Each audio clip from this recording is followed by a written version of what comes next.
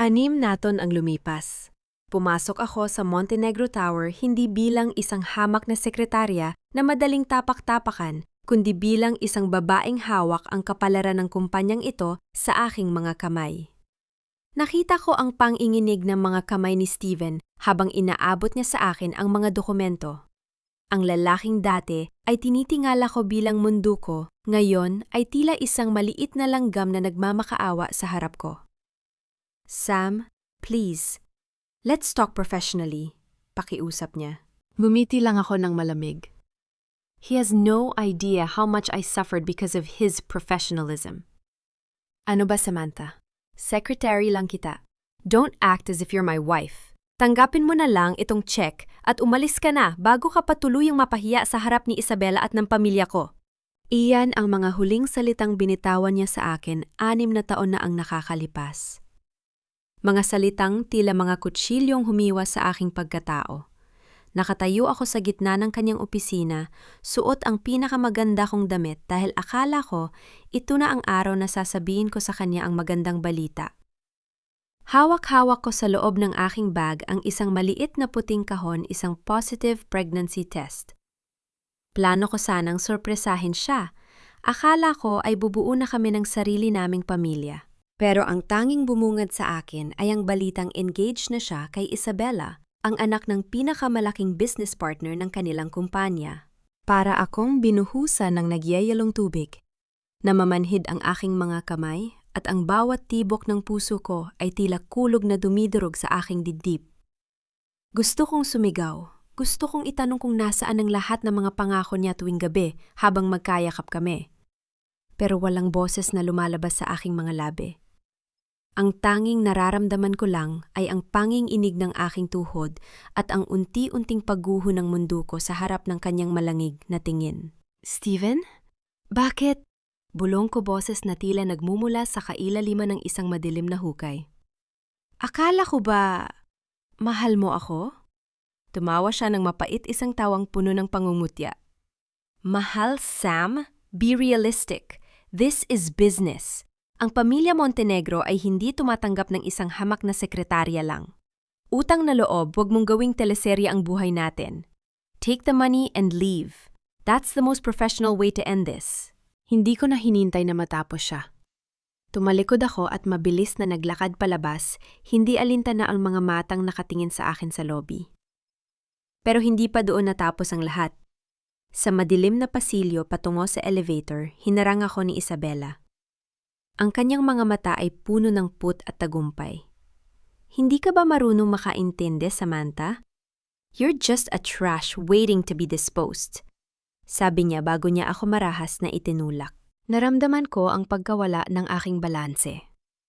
Ang aking katawan ay bumagsak sa matigas na semento at ang sakit na naramdaman ko sa aking ibabang bahagi ay hindi maipaliwanag.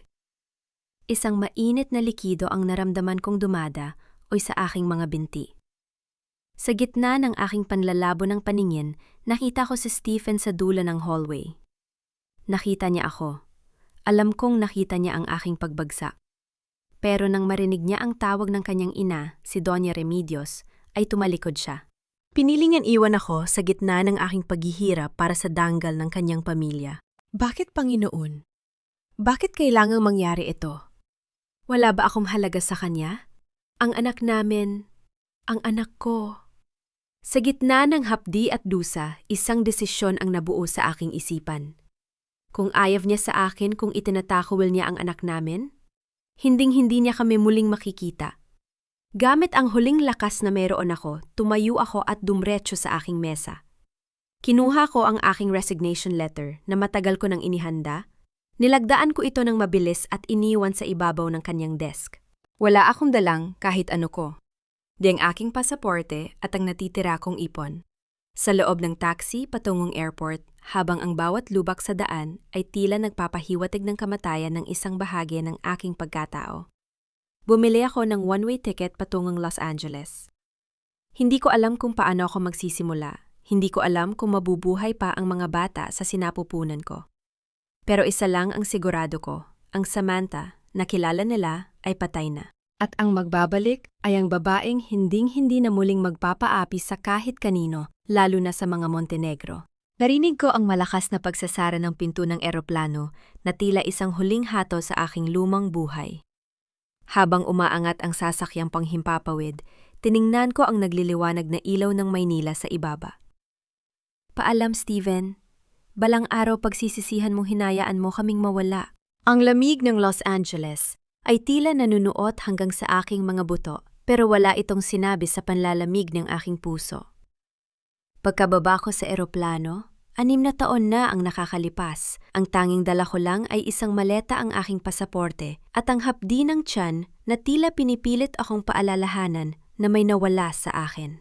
Halos, gumapang ako patungo sa isang maliit at murang klinik sa kanto ng isang madilim na kalsada. Wala akong insurance, wala akong kakilala. Ang tanging puhunan ko lang ay ang natitirang pera sa aking pitaka at ang matinding pagnanais na mabuhay. I'm sorry, Miss Reyes. You lost one of them.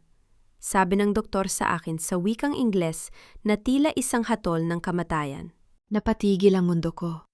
Isa ibig sabihin. What do you mean, one of them? Tanong ko habang ang aking boses ay nanginginig sa takot at pag-asa. You were carrying triplets, Samantha. The trauma caused you to lose one. But, 2 ang nakaligtas. There are 2 heartbeats left. You have to be very careful if you want them to survive. Triplets! 3 sana sila. 3 buhay na bunga ng pag-ibig na akala ko ay totoo. Pero nauwi lang sa isang madugong trahedya sa hagdanan ng Montenegro Tower. Napahagulgol ako sa loob ng maliit na silid na yon. Hindi ko alam kung magpapasalamat ba ako dahil may 2 natira o maglululoksa dahil sa isang nawala. Pero dun sa gitna ng amoy ng antiseptic at tunog ng makinang, nagbabante sa tibok ng puso ng mga anak ko nang ako. Hinding-hindi ko hahayaang saktan silang muli ng kahit sino, lalo na ng kanilang ama. Ang mga sumunod na taon ay parang isang mahabang bangungot na kailangan kong gisingan araw-araw. Naranasan kong maghugas ng pinggan hanggang sa mamaltos ang aking mga kamay. Naranasan kong maglinis ng banyo ng mga mayayamang pamilya sa Beverly Hills habang ang aking tiyan ay palaki ng palaki. Tuwing gabi imbes na magpahinga, nag-aaral ako.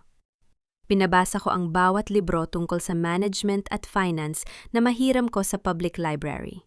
Kailangan nating lumaban, Nathan, Natalie. Bulong ko sa aking mga anak tuwing nararamdaman ko ang kanilang pagsipa. Sila ang aking lakas. Sila ang dahilan kung bakit kahit gusto na ng katawan ko na bumigay, nananatili akong nakatayo. Walang nakakaalam sa Pilipinas kung nasaan ako. Pinutol ko ang lahat ng ugnayan.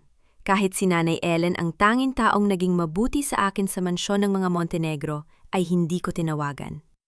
Ang hiya at takot na mahanap ako ni Steven ay mas matimbang kaysa sa pangungulila. 6 na ton.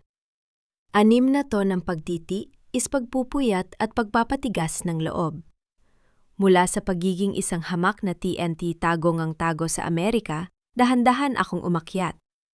Nakuha ko ang aking degree, nakapasarok sa isang prestigious consulting firm at napatunayan na ang utak ng isang sekretarya lang ay kayang magpabagsak at magpatayo ng mga imperyo.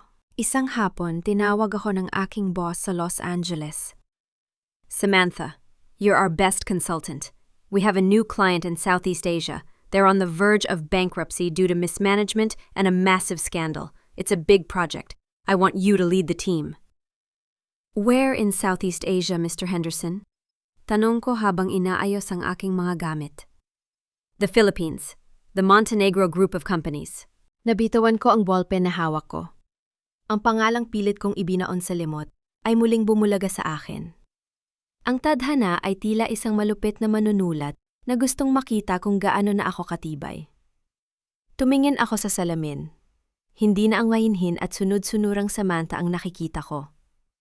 Ang nasa harap ko ngayon ay isang babaeng handa nang harapin ang kanyang mga demonyo. I'll take it, sabi ko nang walang pag-aalinlangan. It's time to collect their debts. Paglabas ko ng opisina, sinalubong ako ng 2 batang. Tumatakbo si Nathan na may matatalas na mata at si Natalie na may matatamis na ngiti. Sila ang aking pinakamalaking tagumpay at sila rin ang magiging pinakamalaking parusa para kay Steven Montenegro.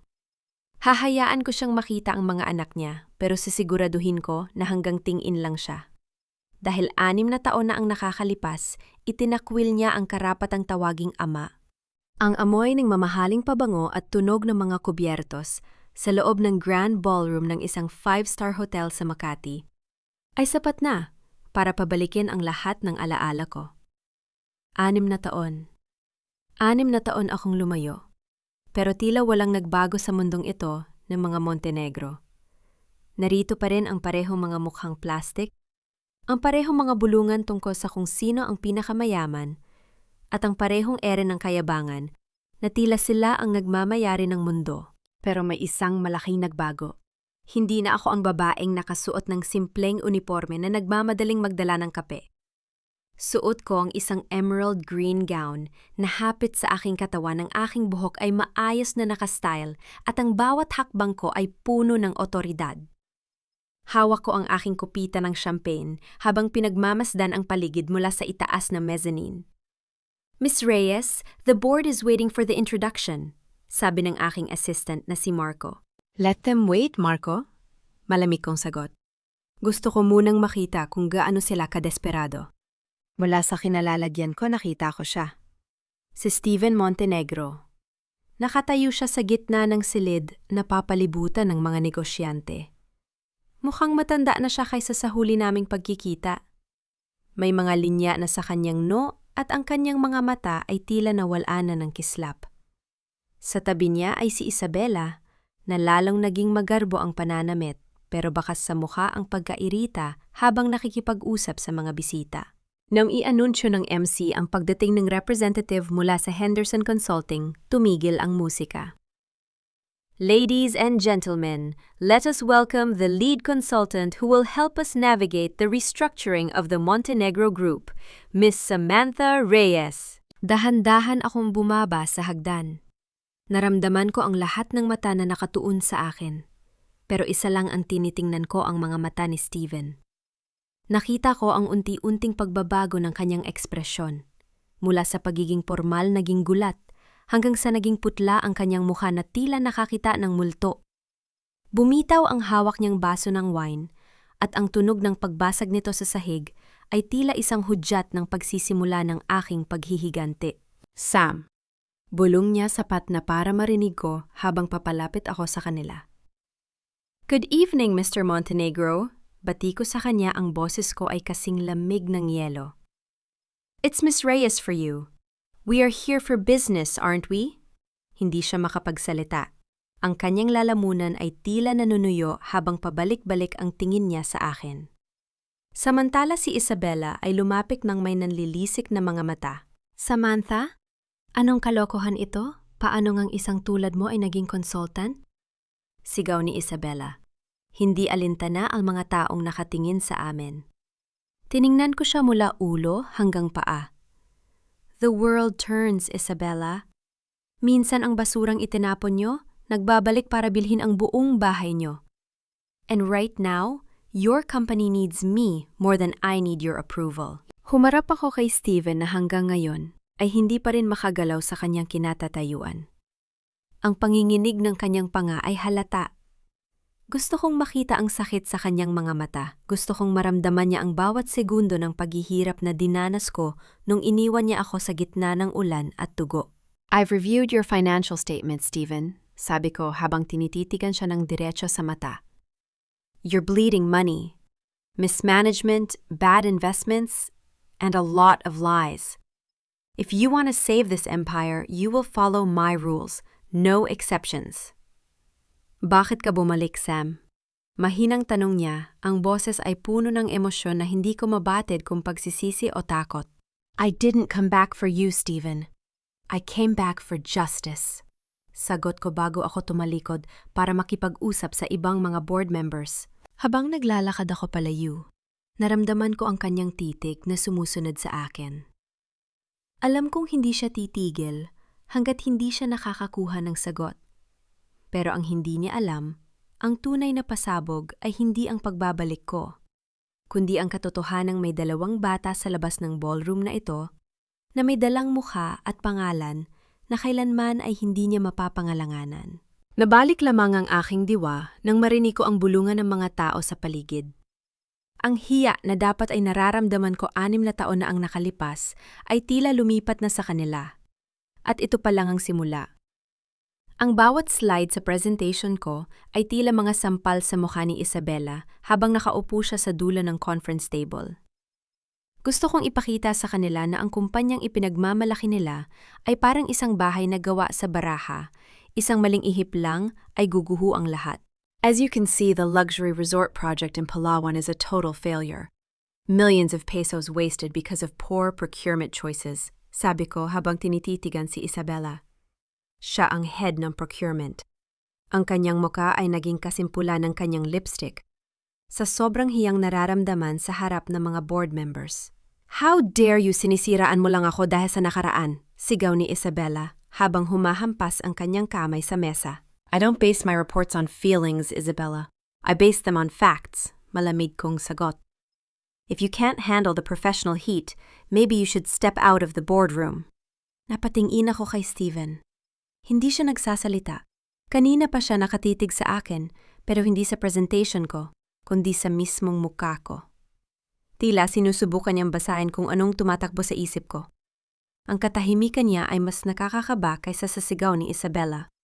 Nabalik lamang ang atensyon ko nang biglang mag-vibrate ang aking cellphone sa ibabaw ng mesa. Isang notification mula sa yaya ng mga bata sa Los Angeles o iyon ang akala ko. Pero naalala ko din na lako na sila rito sa Pilipinas at pansamantalang nanunuluyan sa isang secured na kondo sa Taguig. Isang litrato ni Nathan at Natalie ang lumitaw sa screen. Nakasuot sila ng barong at saya para sa isang school activity. Ang ngiti ni Nathan, ang mga mata niyang hugis almond na nakuha niya sa kanyang ama, bigla ako nakaramdam ng kaba. Mabilis kong kinuha ang phone pero huli na. Napansin ko ang bahagyang paggalaw ng ulo ni Steven. Nakita niya. Nakita niya ang wallpaper ko. Meeting adjourned, sabi ni Steven nang biglaan ng kanyang boses ay malalim at puno ng otoridad. Miss Reyes, a word in my office, now! Naglakad ako patungo sa kanyang opisina na tila ba papunta ako sa isang bitayan? Pagkasara ng pinto, hindi siya nagpaligoy-ligoy pa. Sino ang mga batang yon, Sam? Tanong niya habang dahan-dahang lumalapit sa akin. None of your business, Steven. Matigas kong sagot. Focus on the Palawan project. Yan ang dahilan kung bakit ako narito. 6 na taon kang nawala. 6 na taon na walang balita. At ngayon babalik ka na may kasamang 2 bata na nakamukha ko noong bata pa ako. Ramdam ko ang panginginig sa boses niya. Huwag mo akong gawing tanga, Samantha. Anak ko ba sila? Tumawa ako ng mapait isang tawa ang walang halong saya. Anak mo, Steven? Nakalimutan mo na ba? Sabi mo noon, professional lang tayo. Sabi mo, huwag kong gawing teleserye ang buhay natin. Ang mga batang yon ay sa akin lang, wala silang ama. Sam, please, leave it alone, Steven. Kung ayaw mong bawiin ko ang rekomendasyon ko sa Henderson Group at hayaang mabaon sa utang ang kumpanya mo, huwag mo akong tatanungin tungkol sa personal kong buhay. Lumabas ako ng opisina niya ng mabilis. Ramdam ko ang paghahabol ng aking hininga.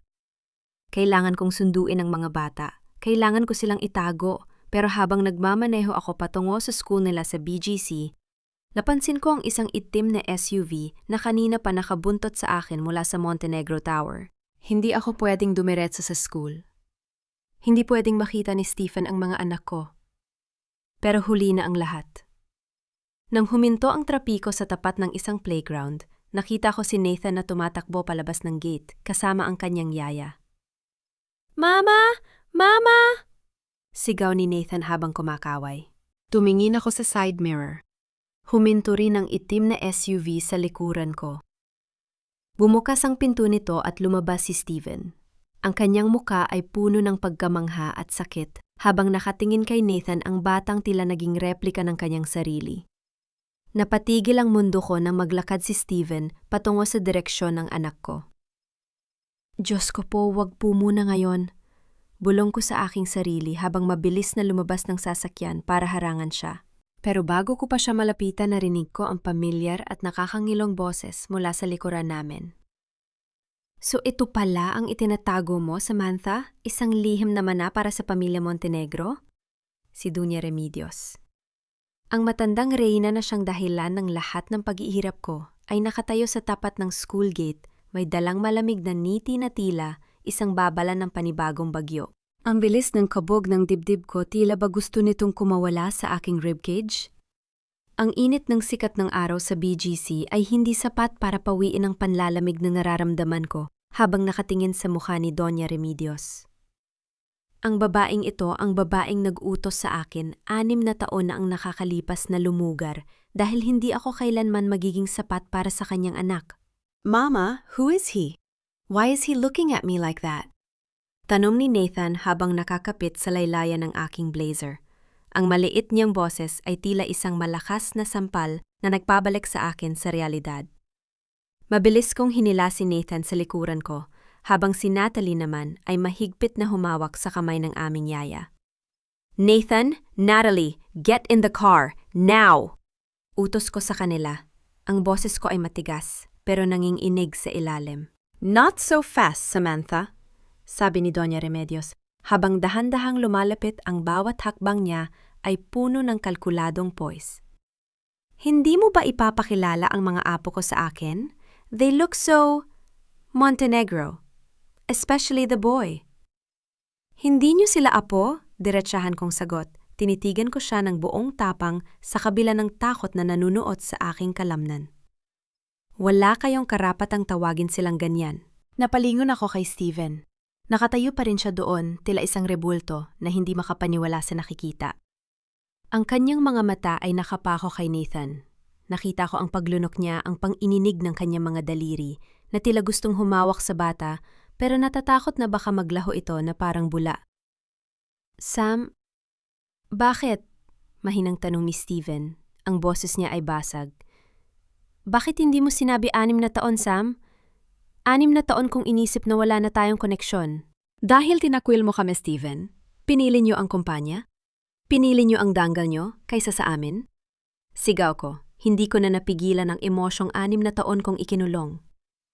Huwag kang umasta na tila ikaw ang biktima rito. You left me bleeding on that floor. Naramdaman ko ang tensyon sa paligid. Ang ilang mga magulang at yaya na naroon ay nagsisimula na kaming tingnan. Ang hiya na pilit kong iniiwasan ay tila lumalamon na sa amin. Pero wala akong pakialam. Ang tanging mahalaga ay mailayo ang mga anak ko sa mga taong ito. Blood is blood, Samantha.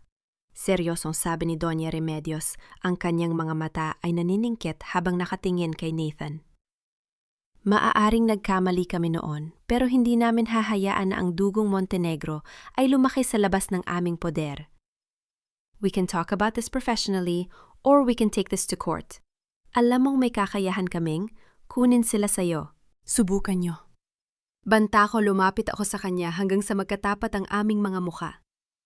Hindi na ako ang mahirap na sekretary ang madali nyo lang takutin. I have the resources, I have the law on my side, and most importantly, I have the truth. Subukan nyo silang hawakan at sisiguraduhin kong babagsak ang Montenegro Group bago pa man sumikat ang araw bukas. Pinuksan ko ang pinto ng sasakyan at pumasok sa loob. Drive, utos ko sa driver. Habang umaalis ang sasakyan, nakita ko sa side mirror si Steven na pilit hinahabol ang aming kotse. Pero pinigilan siya ng kanyang ina. Ang huling nakita ko ay ang mukha ni Steven na puno ng pagsisisi at sakit, isang ekspresyong dapat ay nagpapasaya sa akin. Pero bakit parang mas lalong bumibigat ang dibdib ko? Pagdating sa kondo, agad kong niyakap ang mga bata. Listen to me, Nathan, Natalie. No matter what happens, no isa sa mga taong nakita nyo kanina ang lalapitan nyo, okay? Promise, Mama. Is he my daddy, Mama? Tanong ni Natalie, ang kanyang mga mata ay puno ng kuryosidad na nakakatusok sa puso. Hindi ako nakasagot. Ang katahimikan sa loob ng unit ay binasag lamang ng tunog ng aking cellphone. Isang text message mula sa isang hindi kilalang numero. Alam ko ang totoo tungkol sa nangyari sa hagdanan 6 na taon na ang nakalipas. Hindi lang si Isabella ang may sala. Magkita tayo sa simbahan ng Quiapo bukas ng hapon kung gusto mong malaman ang lahat, Nanay Ellen. Nabitawan ko ang phone ko.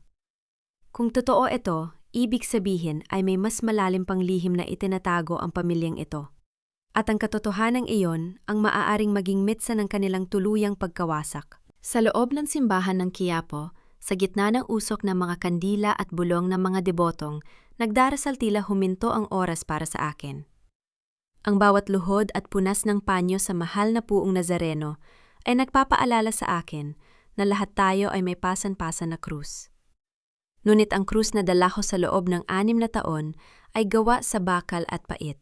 Nakita ko si Nanay Ellen sa isang sulok na kasuot ng kupas na bestido. Ang kanyang mga kamay ay naninginig habang hawak ang isang rosaryo. Pagkakita niya sa akin, agad siyang napahagulgol. Samantha, patawarin mo ako, anak. Patawarin mo ako kung ngayon ko lang ito sasabihin. Sabi niya, ang boses ay lunod sa pagsisisi. Nanay Ellen, ano ba ang totoo? Bakit niyo ako pinapunta rito? Tanong ko, pilit kong pinapakalma ang aking sarili sa harap ng matandang nag-alaga kay Steven simula pagkabata. Hinila niya ako sa isang mas pribadong bahagi ng simbahan malayo sa mga taong naglalakad ng paluhod. Nung araw na mahulog ka sa hagdan, hindi lang si Isabela ang naroon. Alam ni Doña Remedios na buntis ka, Samantha. Bago ka pa man itulak ni Isabela, may plano na silang palabasin na kinuha mo ang pera para ipalaglag ang bata. Naramdaman ko ang panunuyo ng aking lalamunan. Ano ang checking ibinigay ni Steven? Hindi yan galing sa kanya bilang pambayad sa pag-alis mo. Pinalitan niyo ni Doña Remedios. Bulong ni Nanay Ellen, ang kanyang mga mata ay puno ng takot. Sinabi nila kay Steven na nag-abortion ka na bago ka pa man mahulog. Ipinakita nila sa kanya ang mga peking medical records. Kaya nung makita kanyan guwang nakahandusay sa hagdan, ang akala niya ay pinaglalaruan mo lang siya. Ang akala niya pinatay mo na ang anak niyo, kapalit ng pera. Para akong sinaksak ng paulit-ulit sa dibdib. Ang galit na itinanim ko kay Steven sa loob ng 6 na taon ay biglang nahaluan ng nakakahilong kalituhan. Ibig sabihin, ang malamig na tingin niya noon, ang pagtalikod niya sa akin, ay dahil naniwala siyang pinatay ko ang sarili naming anak. At meron pa, Samantha, dugtong ni Nanay Ellen. Kinuha niya ang isang lumang voice recorder mula sa kanyang bulsa.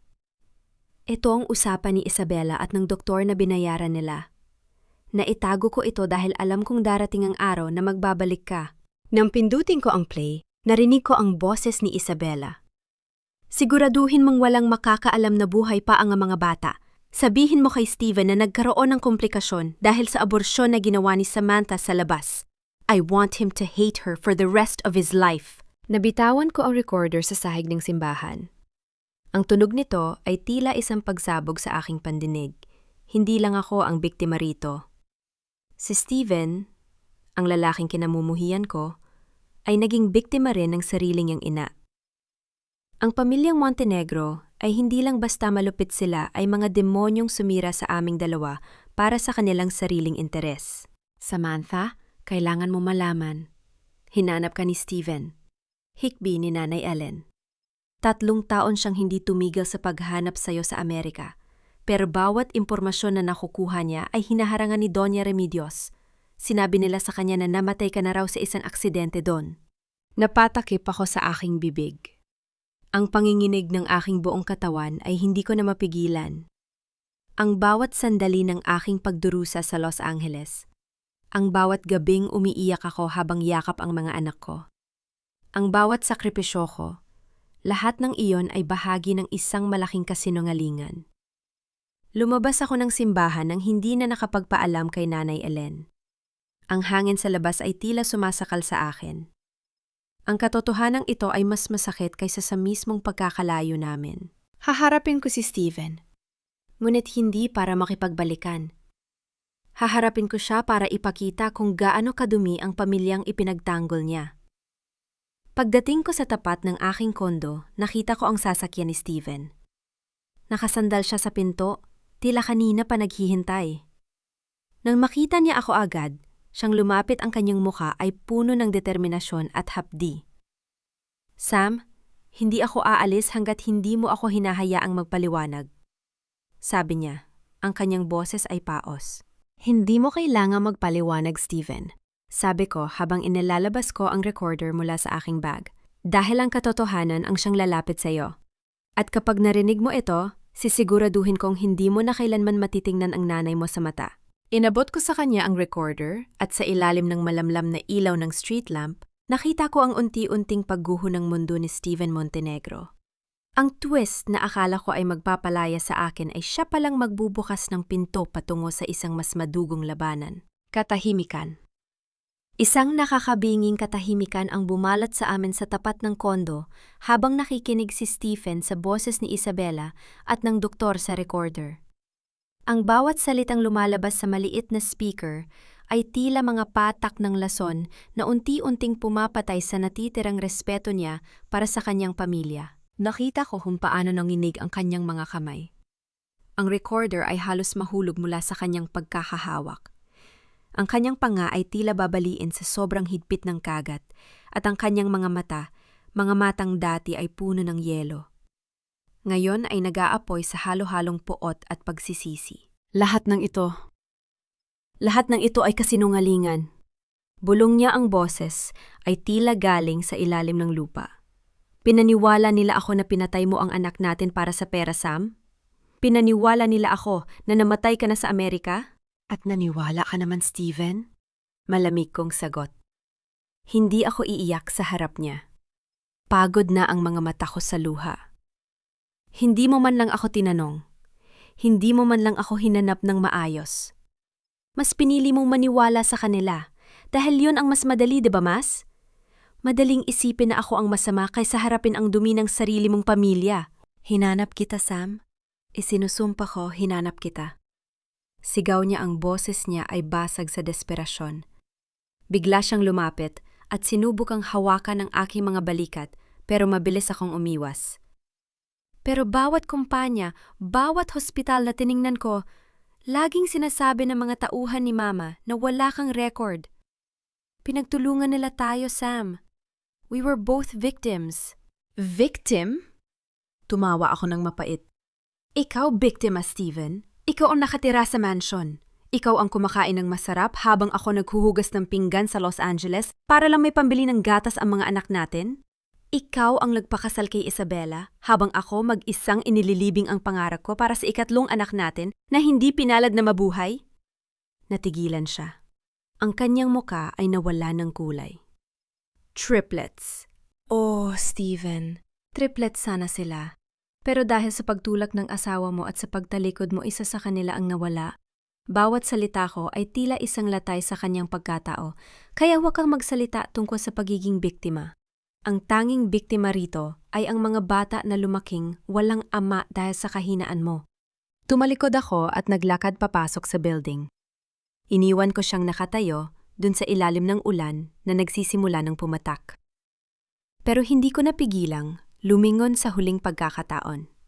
Nakita ko si Stephen na mabilis na sumakay sa kanyang sasakyan at humarurot paalis. Alam ko kung saan siya pupunta. Pupunta siya sa impyernong tinatawag lang tahanan. Sa Montenegro Mansion ang hapunan ay tila isang ritual ng mga plastik. Nakaupo si Doña Remedios sa kabisera habang si Isabela ay masayang nagkukwento tungkol sa bagong charity event na dadaluhan niya. It will be a grand event, Mama. Everyone who is anyone in the business world will be there. Nakangiting sabi ni Isabela. Good. We need to maintain our image. Especially now that ang pagsasalita ni Doña Remedios ay naputol nang bumukas ang malaking pinto ng dining room ng marahas. Pumasok si Steven, basa ng ulan ang kanyang mga mata ay nanlilisik. Walang sabi-sabi inilapag niya ang recorder sa gitna ng hapagkainan at pinindot ang play. Habang tumutunog ang boses ni Isabela, ang katahimikan sa loob ng silid ay naging nakakasakal. Nakita ko ang unti-unting pagkawala ng ngiti ni Isabela. Ang kanyang muka ay naging kasing puti ng kanyang mamahaling porselana.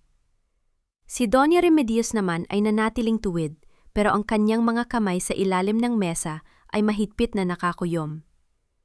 Steven, let me explain. That's not what it sounds like. Pautal-utal na sabi ni Isabela ang kanyang boses ay puno ng takot. Enough, sigaw ni Steven na nagpayanig sa buong silid. 6 na taon.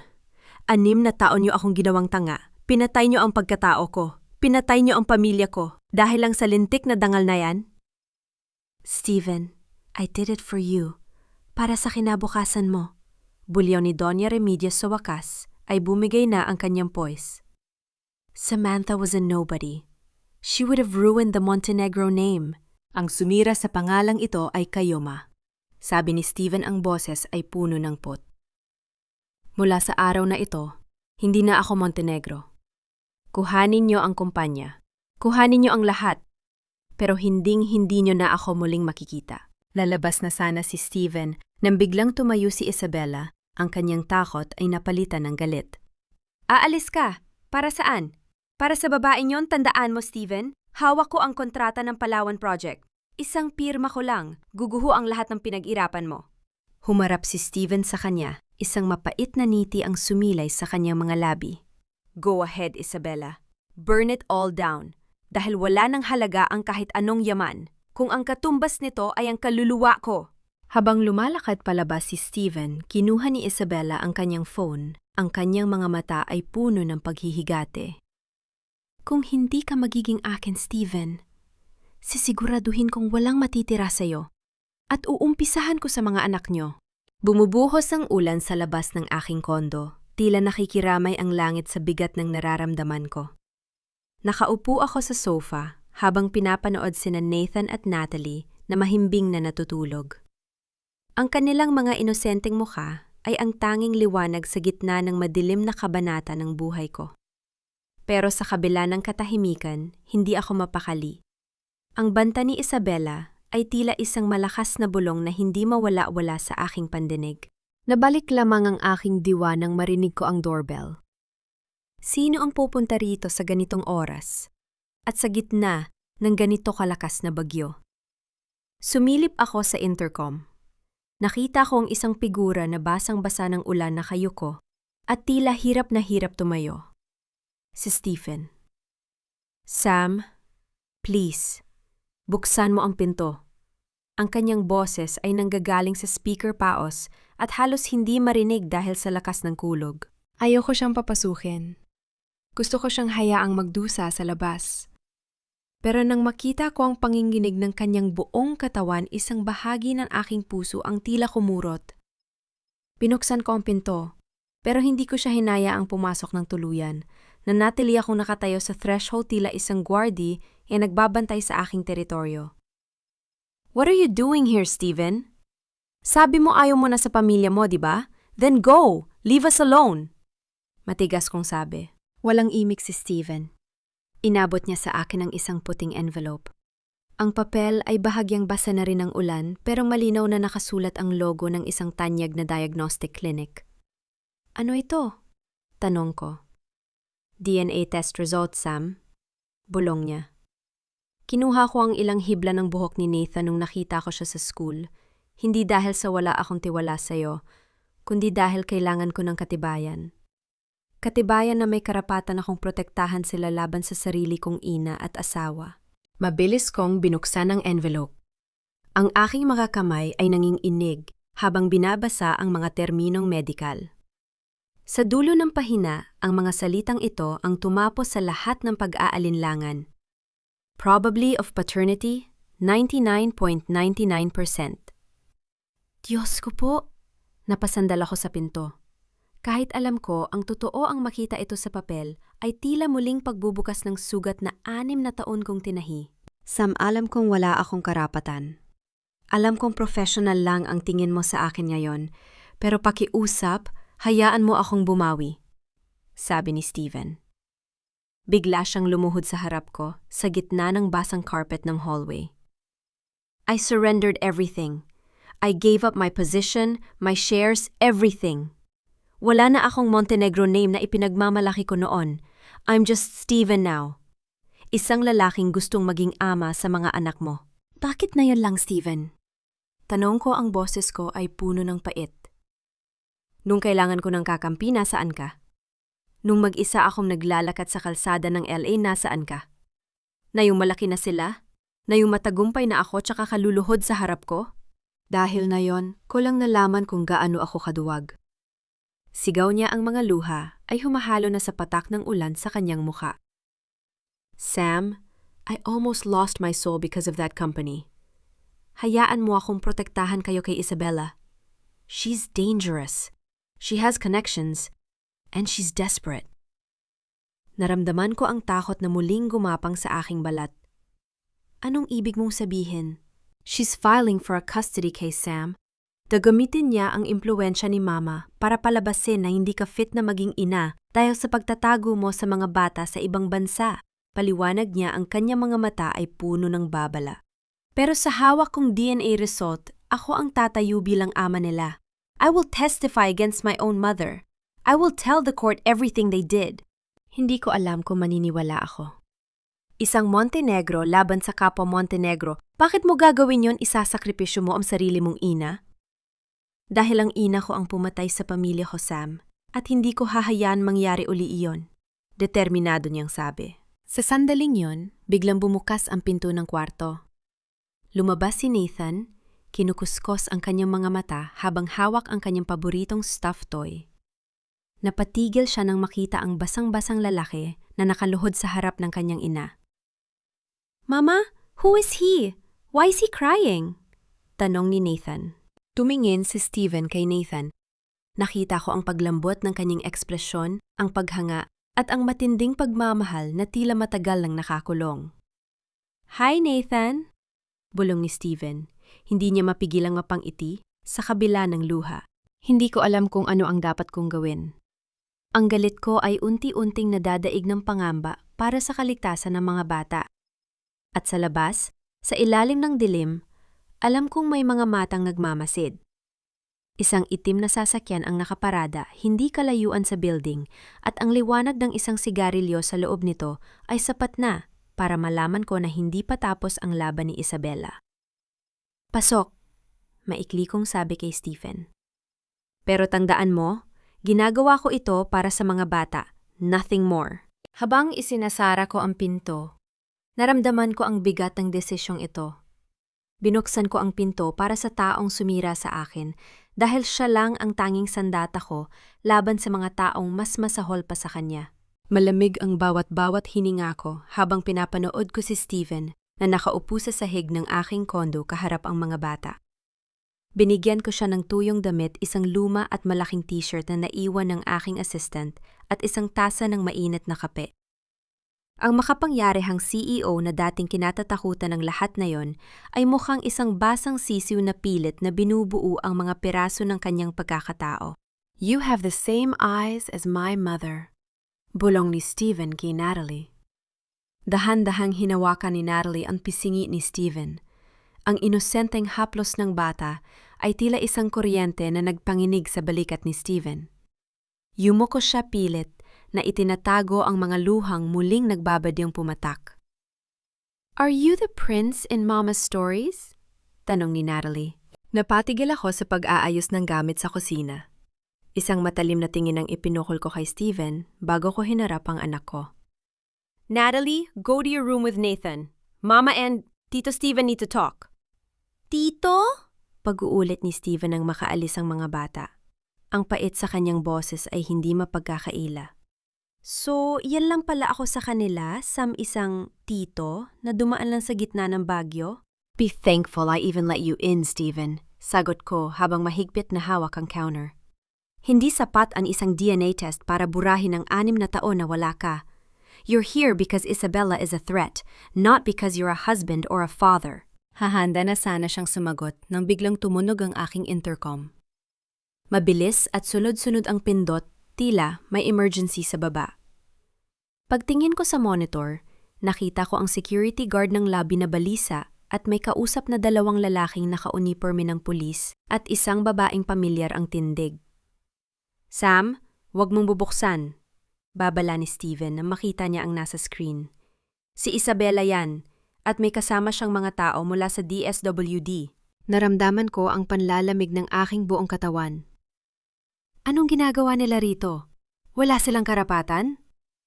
Ginamit niya ang impluwensya ni Mama. Paliwanag ni Steven habang mabilis na kinukuha ang kanyang jacket. Nag-file sila ng emergency custody order. Sasabihin nila sa mga awtoridad na kinuha mo ang mga bata sa labas ng bansa nang walang pahintulot mula sa Montenegro family. Gagawa sila ng kwento na hindi ligtas ang mga bata sa iyo. Diyos ko po, napahawak ako sa aking ulo. Hinding-hindi nila makukuha ang mga anak ko. Biglang nag-vibrate ang phone ni Steven. Isang tawag mula sa isang unknown number. Sinagot niya ito at narinig ko ang boses ni Isabela na puno ng baliw na tagumpay. Steven, mahal ko. Alam kong nasaan ka. Isuko mo na ang mga bata. Kung ayaw mong makasuhan ng kidnapping ang paborito mong sekretar, yapalabasin mo na sila riyan. My lawyers are ready. Doña Remedios is already at the station making sure your illegal children are placed in our care. Isabela, itigil mo na ito. You're insane. Sigaw ni Steven, pero pinatayan na siya ng tawag. Narinig namin ang malakas na kalabog sa labas ng pinto. Ang mga pulis ay nagsisimula ng kumatok ng marahas. Miss Samantha Reyes, buksan ang pinto. Meron kaming warrant para sa pansamantalang kustody. Yan ang mga bata. Nagkatinginan kami ni Steven. Sa sandaling yon, nakita ko sa kanyang mga mata ang determinasyong hindi ko nakita 6 na taon na ang nakalipas. Hinawakan niya ang aking mga kamay mahigpit at matatag. Sam, kailangan nating umalis. Na yun din, sabi niya. May service elevator sa dulo ng hallway na diretso sa basement. Ang sasakyan ko ay nasa labas, pero may isa pang sasakyan ang assistant ko na nakaparada sa likod ng building. Saan tayo pupunta? Tanong ko habang mabilis na kinukuha ang mga bata at ang bag na naglalaman ng aming mga pasaporte. Sa lugar na hindi nila tayo mahahanap. Sa lugar kung saan ang pera at kapangyarihan ng mga Montenegro ay walang saysay, sagot ni Steven. Habang tumatakbo kami sa madilim na fire exit, naririnig ko ang pagsigaw ni Isabela mula sa kabilang panig ng pinto. Ang bawat hakbang namin sa hagdanan ay tila isang karera laban sa tadhana. Nang makarating kami sa basement, isang itim na van ang naghihintay. Sakay na, Sam, bilis! Utos ni Steven. Pag-anday ng sasakyan, nakita ko sa side mirror ang mga pulis na lumalabas sa lobby. Kasunod si Isabela na galit na itinuturo ang aming direksyon. Pero bago pa man sila makahabol, mabilis na kumana ng van patungo sa masisikip na kalsada ng Manila. Nakahinga ako ng malalim habang yakap-yakap ang mga bata sa likod. Tumingin ako kay Steven na seryosong nagmamaneo. Sa gitna ng takot, may isang bagay na nagbago sa loob ko.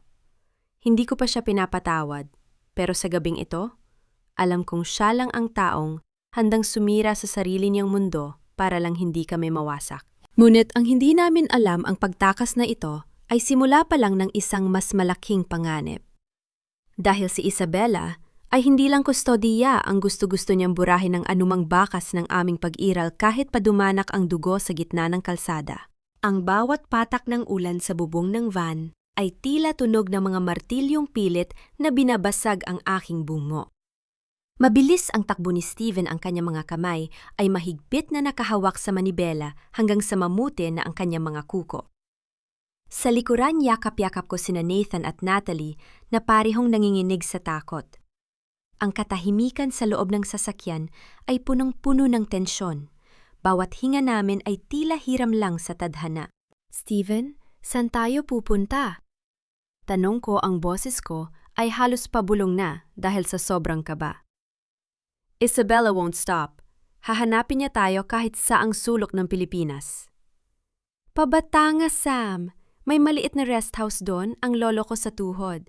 Hindi yun nakapangalan sa Montenegro Group, kaya hindi yun alam ni Mama.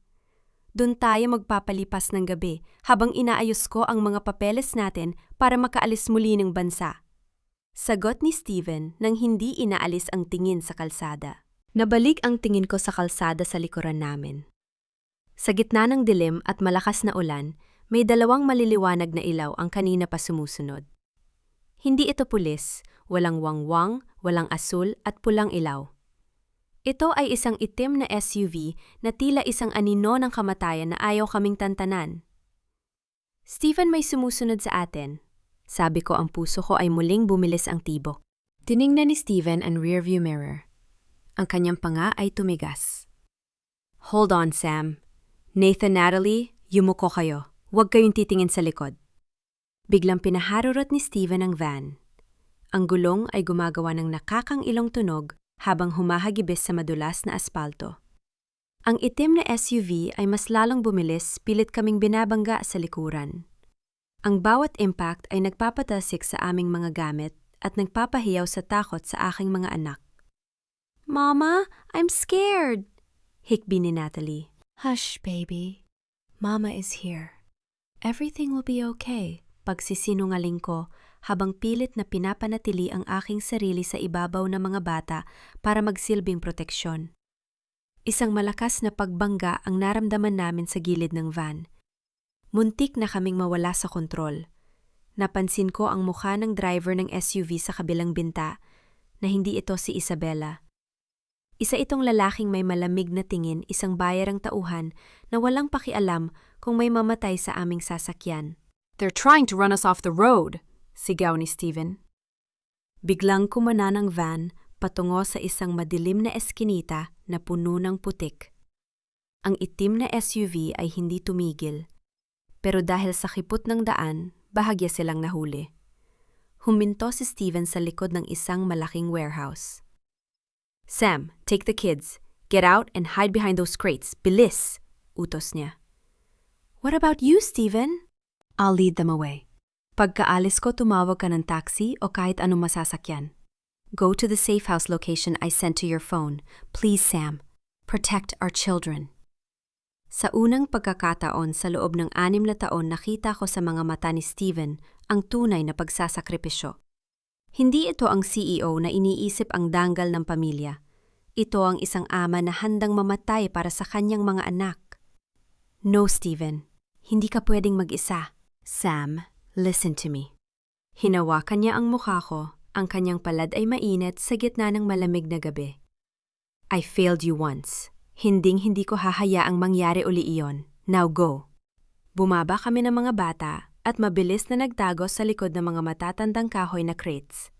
Narinig ko ang muling pag-andar ng van ni Steven. Ang tunog ng makina nito ay mabilis na lumalayo, kasunod ang itim na SUV na tila isang gutom na hayop. Katahimikan. Ang tanging naririnig ko na lang ay ang patak ng ulan at ang mabilis na paghinga ni Nathan at Natalie. Yakap-yakap ko sila ng mahigpit na nalangin sa Diyos na sana ay maligtas si Steven. Pero ang katahimikan ay muling nabasag nang marinig ko ang tunog ng marahas na pagpreno at ang malakas na pagbangga ng bakal sa bakal sa hindi kalayuan. Isang pagsabog ng ilaw ang nakita ko mula sa kabilang kanto. "Steven!" Bulong ko, ang aking puso ay tila tumigil sa pagtibok. Mula sa dilim, isang figura, ang dahan-dahang naglalakad patungo sa amin. Hindi ito si Steven. Ang tunog ng kanyang high heels sa semento ay tila isang hatol ng bitay. Si Isabela. May hawak siyang baril, ang kanyang mukha ay puno ng baliw ng ngiti at ang kanyang damit ay may mga bahid ng dugo. "Sabi ko sa iyo, Samantha, kung hindi siya magiging akin, walang matitira sa inyo." Sabi ni Isabela, ang kanyang boses ay nanginginig sa galit at saya. "Where are the brats? Ilabas mo sila? O sisiguraduhin kong susunod ka sa prinsipe mo na ngayon ay nag-aagaw buhay sa loob ng nagbabagang sasakyan?" Naramdaman ko ang paglamig ng aking buong katawan. Si Steven, ang sasakyan niya. "Hayop ka, Isabela." Sigaw ko habang tumatayo ako mula sa pagtatago, pilit na inilalayo ang atensyon niya sa mga bata. "Mas hayop ka dahil inago mo ang lahat sa akin." Itinutok ni Isabela ang baril sa aking noo. "Ngayon, tapusin na natin ang kwentong ito." Naramdaman ko ang lalamig na dulo ng baril sa aking noo. Ang bawat patak ng ulan na humahalo sa aking mukha ay tila mga huling haplos ng mundo bago ang dilim. Pero sa halip na takot, isang kakaibang tapang ang lumitaw sa aking dibdib. Tumingin ako ng diretso sa mga mata ni Isabela, mga matang punong-puno ng ingit pait at isang uri ng baliw na kalungkutan. "Sige, Isabela, kalabit mo ang gatilyo."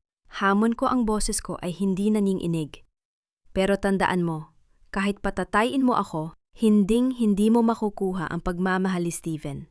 At hinding-hindi mo mapapalitan Ang katotohanang wala kang kakayahang bumuo ng sarili mong pamilya. Natigilan siya. Ang kamay niyang humahawak sa baril ay nagsimulang manginig ng marahas. Ang kanyang labi ay nangatal at sa unang pagkakataon nakita ko ang lamat sa kanyang maskara ng kasamaan. Wala kang alam, Samantha. Wala kang alam sa hirap na dinanas ko. Sigaw niya, ang kanyang boses ay naging isang matinis na hikbi. 6 na taon akong nagtiis sa pamilyang Montenegro. 6 na taon akong naging sunod-sunuran kay Doña Remedios. Pinipilit na maging perpektong asawa kahit na binubugbog ako ng katotohanang bahog ako. I sacrificed my health, my sanity, everything, just to provide an heir. And then you came back with those brats? Ito pala ang dahilan. Ang kanyang kawalan ng kakayahang magkaanak ang magkaanak mitsa ng kanyang pagkabaliw. Hindi ito dahil sa mahal niya si Stephen, kundi dahil sa takot siyang mawala ang kanyang posisyon sa pamilya Montenegro, isang posisyong nakadepende sa pagpapatuloy ng kanilang dugo. Isabella, put the gun down. Isang pamilyar at paos na boses ang narinig namin mula sa dilim. Napalingon kami, si Stephen. Nakatayo siya sa dulo ng pasilyo, duguang ang muka, at tila pilay ang isang binti. Ang kanyang van ay nag-aapoy pa rin sa di kalayuan, pero nagawa niyang makalabas bago ito tuluyang sumabog. Ang kanyang presensya ay tila isang milagro sa gitna ng impyerno. Stephen! Sigaw ni Isabella muling itinutok ang baril sa direksyon ni Stephen. Huwag kang lalapit. Ipapadama ko sa iyo ang sakit na naramdaman ko nung nalaman kong mas pinili mo sila kaysa sa akin. Isabella, look at yourself. Mahinahong sabi ni Stephen habang dahan-dahang lumalapit, bawat hakbang ay may kasamang ungol ng sakit. Hindi ito ang babaeng minahal ko noon. Ang ginagawa mo ay hindi pag-ibig, kundi pagmamay-ari. Pakawalan mo na kami. Pakawalan mo na ang sarili mo. Huli na ang lahat, Stephen. Huli na. Narinig namin ang papalapit na tunog ng mga sirena. Ang asul at pulang ilaw na mga sasakyan ng pulis ay nagsimulang magliwanag sa paligid ng warehouse. Naramdaman ni Isabella ang pagkatalo. Sa kanyang desperasyon muli niyang itinutok ang baril sa kanyang sariling sentido. Kung hindi ka magiging akin, tatapusin ko na lang ito, bulong niya. Pero bago pa man niya makalabit ang gatil, mabilis siyang nayakap ni Stephen mula sa likuran, pilit na inaagaw ang baril. Sa gitna ng kanilang pagbubuno, isang putok ang umalingaw-ngaw. Stephen! Hiyaw ko. Tumakbo ako patungo sa kanila. Nakita ko silang parehong bumagsak sa semento. Ang dugo ay nagsimulang kumalat humahalos sa putik at ulan, pero hindi si Stephen ang tinamaan. Si Isabella ang natamaan sa sarili niyang balikat at mabilis siyang napaligiran ng mga pulis na nagsidatingan. Dinala si Isabella sa ospital sa ilalim ng bantay ng mga otoridad. Kasabay nito, dumating din si Doña Remedios sa eksena. Nakatayo siya sa gilid pinagmamasdan ang kanyang anak na duguang inaalalayan ng mga medik.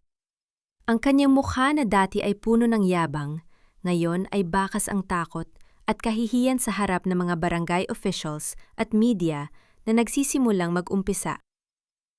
Stephen, my son. Pagtatangka ni Doña Remedios na lumapit. Huwag ma. Pagpigil ni Stephen habang nakasandal sa ambulans. Mula sa araw na ito, ang kumpanyang ipinaglaban niyo ay wala ng halaga. I am filing a formal complaint against you and Isabella for kidnapping and attempted murder. Ang katarungan para kay Sam at sa mga anak ko ay ngayon pa lang magsisimula. Napayak si Doña Remedios hindi dahil sa pagsisisi, kundi dahil sa pagguho ng kanyang imperyo sa harap ng maraming tao. Ang hiya na pilit niyang iniwasan ay siyang naging huling hatol sa kanya. Yinakap ko si Stephen ng mahigpit habang ang mga bata ay ligtas na kinuha ng mga social workers para sa pansamantalang check-up. Wala kaming sinabi. Ang init ng kanyang katawan sa gitna ng malamig na gabi ay sapat na para sabihing tapos na ang bagyo. Pero habang tinitingnan ko ang papalayo na ambulansya ni Isabella, alam ko na ang sugat sa aming mga puso ay kailangan pa ng panahon para maghilom.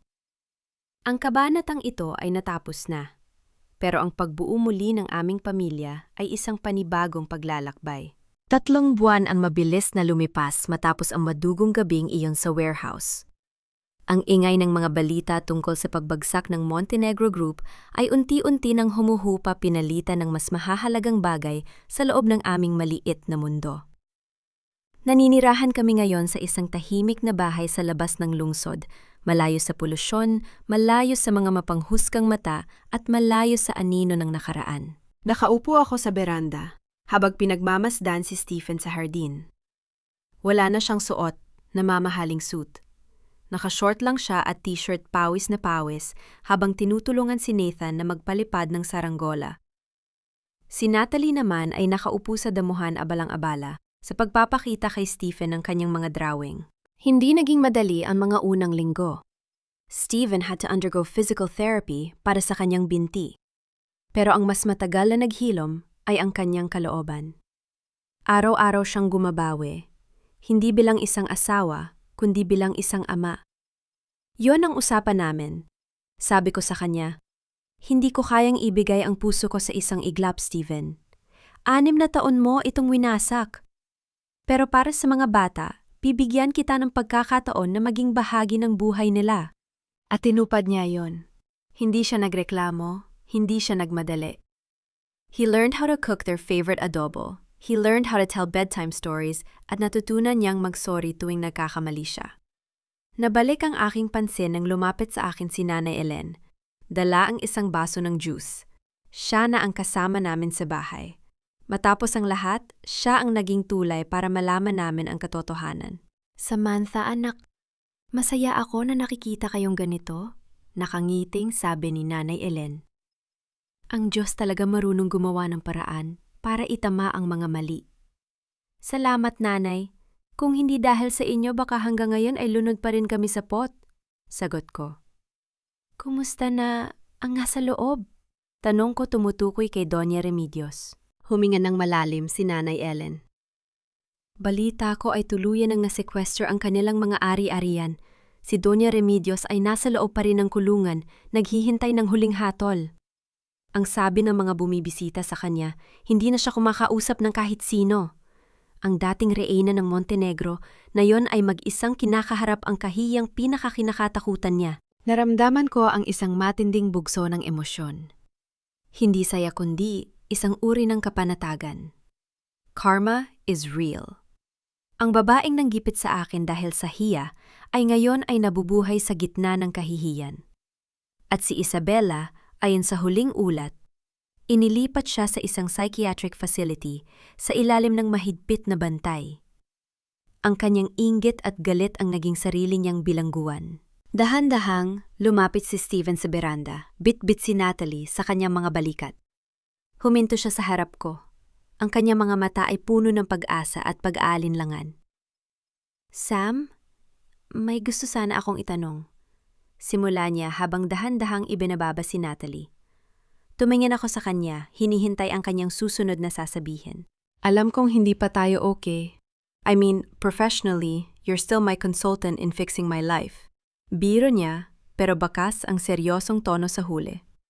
Pero bukas ang huling hearing para sa annulment ng kasal ko kay Isabella. I will finally be a free man, Sam. Free to be with the woman I truly love. Free to start over. Hinawakan niya ang aking kamay. Ramdam ko ang kalyo sa kanyang palad, isang patunay na hindi na siya ang lalaking nakatago lang sa likod ng kanyang pera. Hindi ko hinihingi na pakasalan mo ako agad. Pero sana payagan mo akong dalhin kayo sa Boracay sa susunod na linggo. Just the 4 of us. Doon natin simulan ang panibagong kabanata. No Montenegro name, no business, just us. Tiningnan ko ang mga anak ko na masayang naglalaro. Tiningnan ko ang lalaking nasa harap ko na handang talikuran ang lahat para sa amin. Ang sakit ng nakaraan ay naroon pa rin, parang pilat na hinding-hindi mawawala. Pero sa unang pagkakataon, hindi na ito kumikirot. Sige Stephen, bulong ko. Let's go to Boracay. Isang malapad na ngiti ang sumilay sa kanyang mga labi, isang ngiti na 6 na taon kong ipinagkait sa aking sarili. At habang lumulubog ang araw, alam ko na ang susunod na kabanata ay hindi na tungkol sa paghihigante. Ito ay tungkol na sa pagmamahal, na dumaan sa apoy pero lumabas na mas matatag at mas dalisay. Ang puting buhangin ng Boracay ay tila mga kristal na nagniningning sa ilalim ng papalubog na araw. Habang dahan-dahan akong naglalakad ng nakayapak, nararamdaman ko ang bawat butil nito sa aking mga paa, malamig, malambot at totoo. Malayo ito sa matigas at malamig na semento ng Montenegro Tower kung saan ko iniwan ang aking danggal 6 na taon na ang nakalipas. Hindi ito engrandeng kasal na gaya ng inaasahan sa isang Montenegro. Walang mga business partners, walang media, at walang mga plastic na niti. Ang nareto lang ay ang tunog ng mga alon ang ihip ng sariwang hangin si Nanay Ellen, na nakasuot ng kanyang pinakamagandang barot saya at ang 2 pinakamahalagang tao sa buhay ko. Sinalubong ako ni Nathan at Natalie. Si Nathan ay mukhang isang munting prinsipe sa kanyang puting linen suit, habang si Natalie ay tila isang anghel sa kanyang floral gown.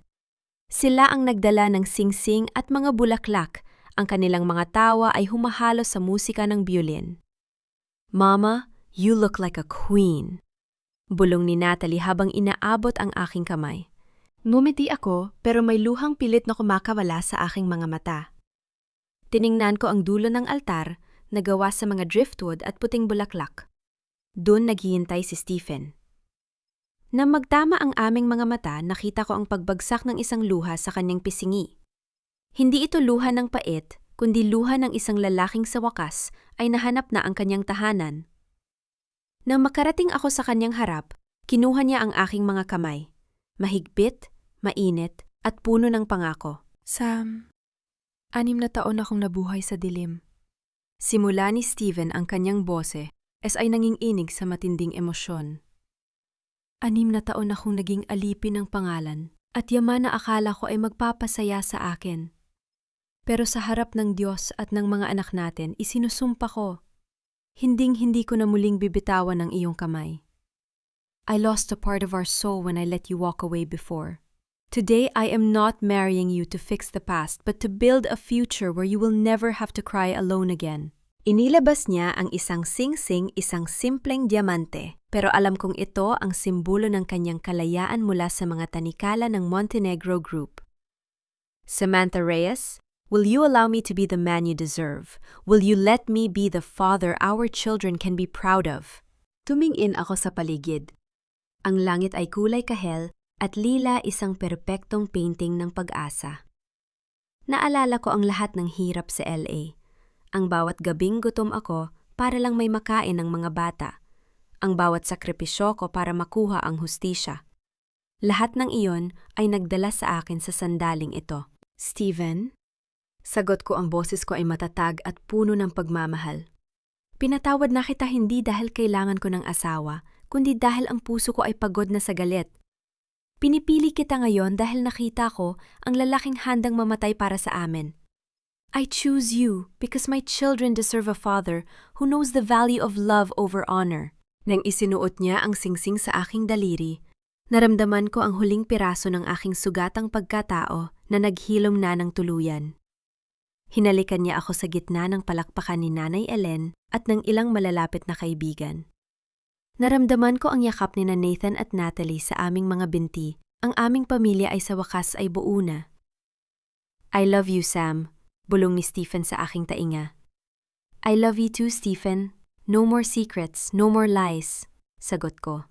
Habang naglalakad kami palayo sa altar, bit-bit ang aming mga anak patungo sa dalampasigan, tiningnan ko ang malawak na dagat. Ang pangalang Montenegro ay maaaring nawala na sa mga listahan ng pinakamayaman.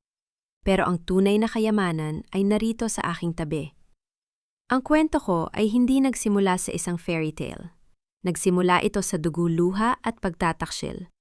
Pero natapos ito sa tagumpay ng isang ina na hindi sumuko at ng isang lalaking natutong magmahal ng higit sa kanyang sarili. Kami ay malaya na. At sa bawat paghampas ng alon sa pampang-alam ko na. Ang bawat bukas ay puno na ng liwanag. Sa bawat paglubog ng araw sa dalampasigan ng Boracay, muling napatunayan na ang pinakamalakas na bagyo ay lumilipas din. At ang bawat sugat gaano man ito kalalim ay may kakayahang maghilom sa tamang panahon at sa piling ng tamang tao. Isang matamis na pagtatapos sa isang mahabang paglalakbay na puno ng pait ngunit nagbunga ng wagas na pagmamahal at kapatawaran. Mga mahal kong tagapakinig, maraming salamat sa inyong matiyagang pagsama sa akin sa bawat yugto ng buhay ni Samantha. Alam kong may mga sandali na kumulo ang inyong dugo sa galit at may mga bahagi ring tumulo ang inyong mga luha sa habag. Tulad ng isang saranggola, sa gitna ng hangin ng buhay ay hindi laging madali. Ngunit hangat meron tayong pinanghahawakang katotohanan at pagmamahal, hinding-hindi tayo tuluyang maliligaw. Ang kwentong ito ay paalala sa atin na ang tunay na dangal ay hindi nasusukat sa pangalan o yaman, kundi sa katapangan nating harapin ang ating mga pagkakamali at ang kakayahan nating bumangon mula sa pagkakalugmok. Minsan, kailangan nating mawala ang lahat upang mahanap ang tunay na mahalaga. Kayo mga ka-audiobook, ano ang gagawin niyo kung kayo ang nasa kalagayan ni Samantha? Mapapatawad niyo rin ba ang taong naging dahilan ng inyong pinakamalaking pait? O mananatili kayong matatag sa inyong sariling prinsip? O ibahagi niyo naman ang inyong mga saloobin sa comment section. At habang nakikinig kayo, nasaan man kayo ngayon, sa gitna ng trabaho, sa loob ng bus o nagpapahinga sa bahay, sana ay nakapaghatid ang kwentong ito ng kaunting inspirasyon sa inyong mga puso. Huwag niyo ring kalimutang i-like at i-share ang ating kwento para mas marami pa tayong maabot ng mga pusong nangangailangan ng pag-asa. Hanggang sa muli nating pagkikita sa susunod na kwento ng buhay at pag-ibig. Manatiling matatag at manalig sa pag-asa.